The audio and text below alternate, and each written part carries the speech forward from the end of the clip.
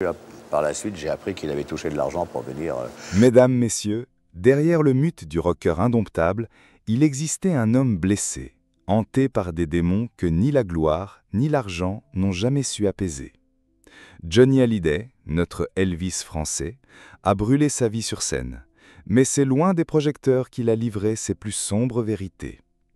À 73 ans, au crépuscule de son existence, il a osé prononcer les noms de ceux qu'il considérait comme ses pires ennemis, ceux qui, à ses yeux, l'avaient trahi, humilié ou abandonné. Peu de fans connaissent vraiment la profondeur de ses rancunes, l'ampleur de ses blessures intimes, ni l'amertume de ses conflits qui l'ont poursuivi jusqu'à son dernier souffle. Ce soir, chers téléspectateurs, je vous invite à percer ce voile de silence. Ensemble, nous allons remonter le fil de ses haines viscérales, de ses amours déçus, de ses amitiés brisées, pour comprendre pourquoi Johnny, l'idole des jeunes devenu vieil homme lucide, a dressé cette liste fatale. Souhaitez-vous que je continue avec la partie suivante ? Johnny Hallyday, de son vrai nom Jean-Philippe Smet, est né à Paris en 1943, dans un contexte qui n'annonçait rien de la légende qu'il allait devenir.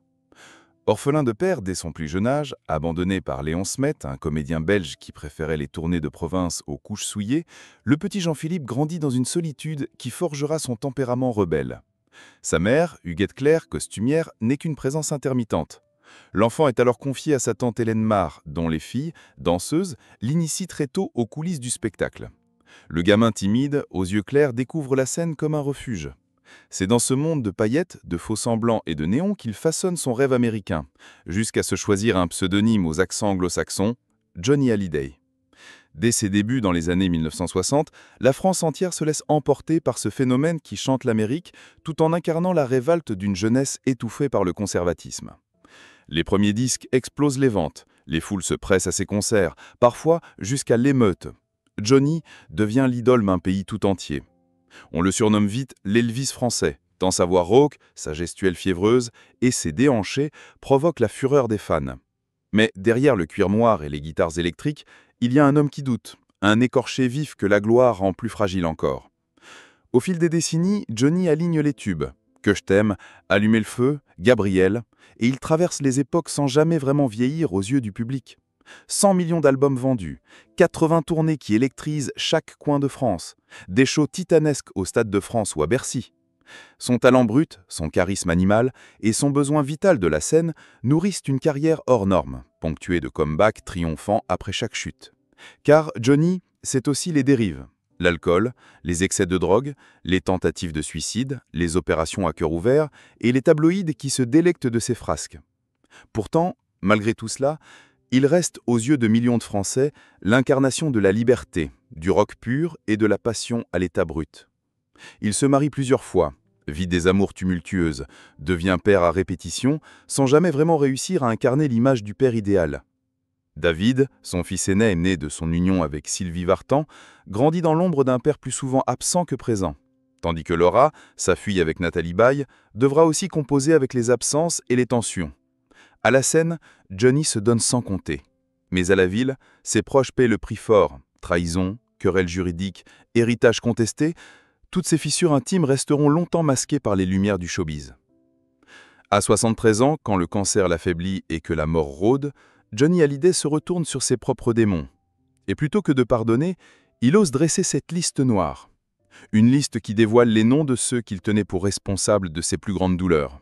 Un fils devenu adversaire devant les tribunaux, une ex-épouse qui ne lui pardonne rien, une compagne d'hier qui rouvre de vieilles plaies, un beau-père trop gourmand et un ami de toujours devenu rival. Voilà l'homme derrière l'icône, l'âme brisée, derrière les accords de guitare. Derrière chaque projecteur braqué sur Johnny Hallyday, il y avait un couloir sombre où se murmuraient les secrets de famille, les disputes feutrées et les promesses brisées. La France applaudissait le rocker rebelle, mais peu savaient à quel point l'homme Jean-Philippe Smet souffrait de ces liens de sang et de cœur. Le drame débute là où naissent les plus grandes déceptions, au sein même de la famille. Avec David, son fils aîné, la relation a toujours été un fil tendu entre amour et indifférence. Johnny, jeune père, encore plus épris de liberté que de responsabilité, multiplie les absences pendant l'enfance de David. Entre deux tournées, il essaie de jouer son rôle, mais la scène l'aspire sans relâche. David grandit donc avec une admiration teintée d'amertume. Adulte, il tente de construire sa propre carrière, souvent éclipsée par l'ombre gigantesque de son père.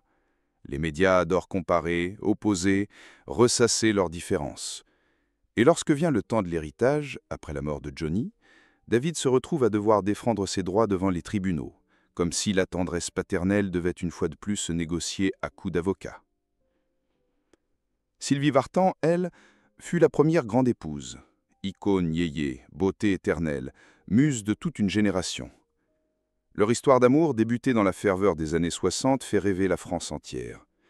Mais derrière les flashs, les voyages et les duos complices, la jalousie, les infidélités et les colères du chanteur laissent des blessures béantes.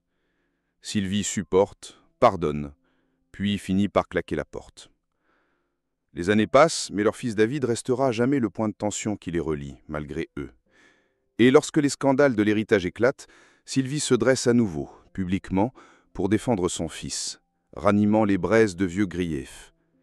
Johnny, déjà affaibli, voilà une double trahison, celle de l'ex-femme et celle du fils, soudées contre lui dans une dernière bataille judiciaire. Nathalie Baye, quant à elle, incarne une autre facette du drame.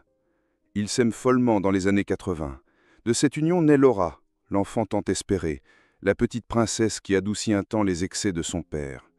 Mais la passion se fissure rapidement, rongée par les jalousies et les absences. Nathalie, femme forte, actrice au sommet de sa carrière, ne tolère ni les infidélités ni l'instabilité chronique de Johnny. Elle s'éloigne, emporte Laura dans son sillage. Pour Johnny, c'est une trahison muette. Il perd peu à peu sa fille, tout en cultivant un ressentiment tenace contre celle qui, à ses yeux, l'a privé d'un bonheur simple qu'il n'a jamais su protéger. Et puis vient André Boudou, le beau-père de Laetitia.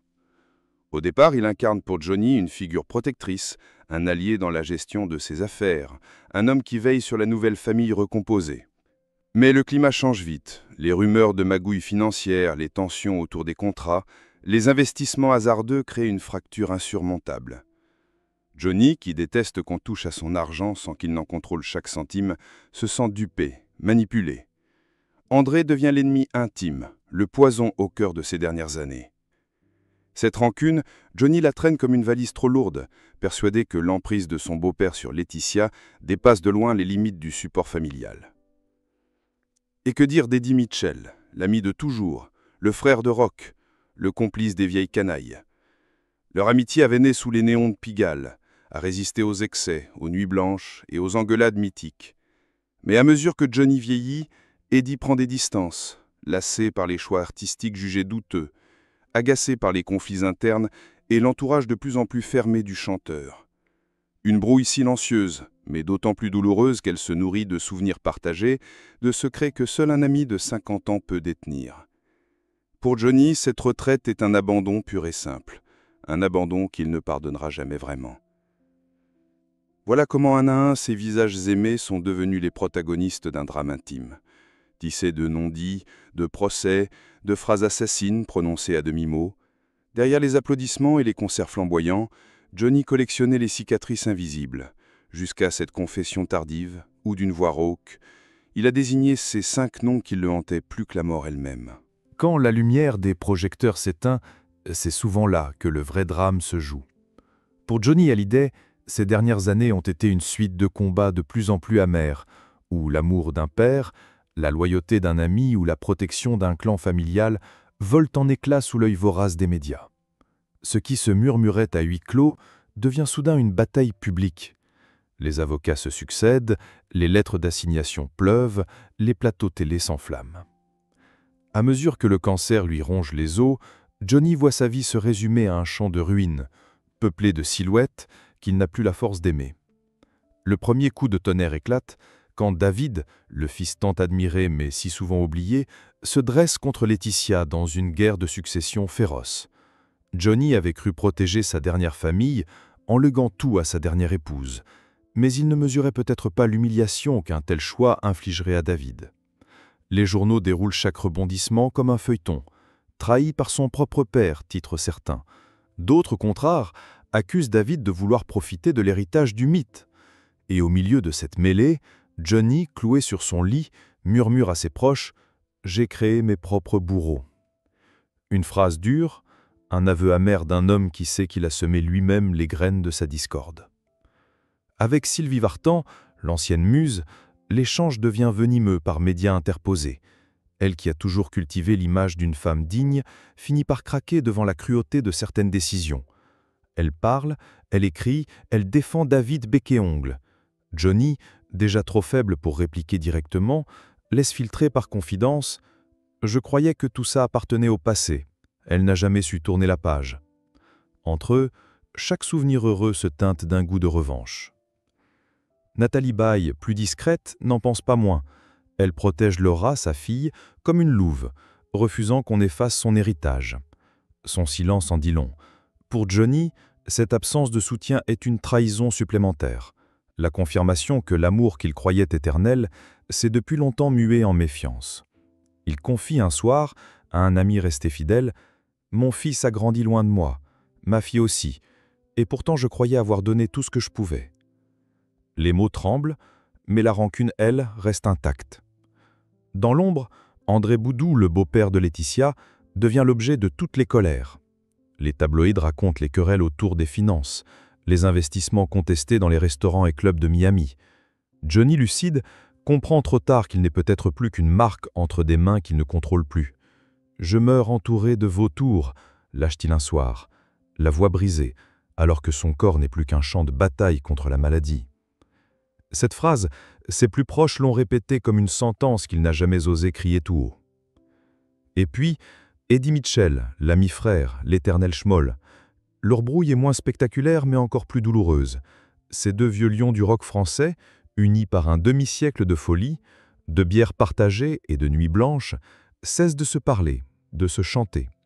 Eddie, épuisé par les histoires de Grosso et la présence jugée toxique de l'entourage de Johnny, met de la distance.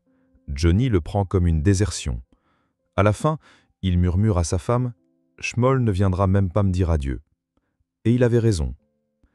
C'est cette accumulation de blessures, de rancœurs accumulées et jamais vraiment pensées qui précipite Johnny dans un silence amer. Les caméras filment encore ses derniers concerts, mais l'homme lui vit déjà dans un monde où chaque visage familier est aussi un souvenir douloureux. Derrière les sourires pour le public, il sait que la mort sera la seule réconciliation possible. Et pourtant, il garde sa liste. Gravée dans sa mémoire, elle devient sa manière à lui de dire « Je n'oublie rien ». Alors que la mort s'apprête à emporter Johnny Hallyday, la maison de Marne-la-Coquette se transforme en un étrange théâtre où se croisent espoir et regret. Alité, le corps miné par la douleur, Johnny revoit défiler dans ses songes ces visages qu'il a tant aimés, tant rejetés. Sa voix n'est plus qu'un murmure, mais ses souvenirs, eux, crient encore.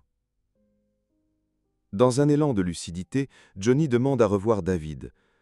Les proches racontent qu'il voulait dire « pardon » sans savoir vraiment comment. Les mots se coincent dans la gorge de celui qui, toute sa vie, a chanté l'amour, mais n'a jamais su le dire à ses enfants. Dans la chambre tamisée, David s'avance, pose une main sur l'épaule de ce père qu'il a tant attendu. Quelques larmes roulent, mais aucune phrase ne vient sceller la paix. Et pourtant, dans ce silence fragile, les deux comprennent peut-être que tout est déjà dit. Sylvie, de son côté, envoie un dernier message, des mots sobres, sans rancune, pour lui rappeler qu'ils ont été jeunes, beaux, qu'ils ont traversé les années main dans la main avant de s'égarer. Johnny l'écoute, ses paupières closes, et souffle à Laetitia. Après tout, elle a été la première. Laura, elle, arrive plus tard, presque trop tard. Elle embrasse son père, pose sa tête sur son torse amaigri. Il lui caresse les cheveux comme pour rattraper des années volées par les disputes et les non-dits. « Ne me déteste pas », chuchote-t-il, d'une voix que la maladie a rendue rauque et cassée. Elle ne répond rien. Les larmes suffisent. Même Eddie, le frère brouillé, trouvera un mot pour lui. Un SMS, discret, pudique. « Salut mon vieux, on se retrouvera là-haut. » Johnny sourit, comme un enfant qui croit encore aux retrouvailles.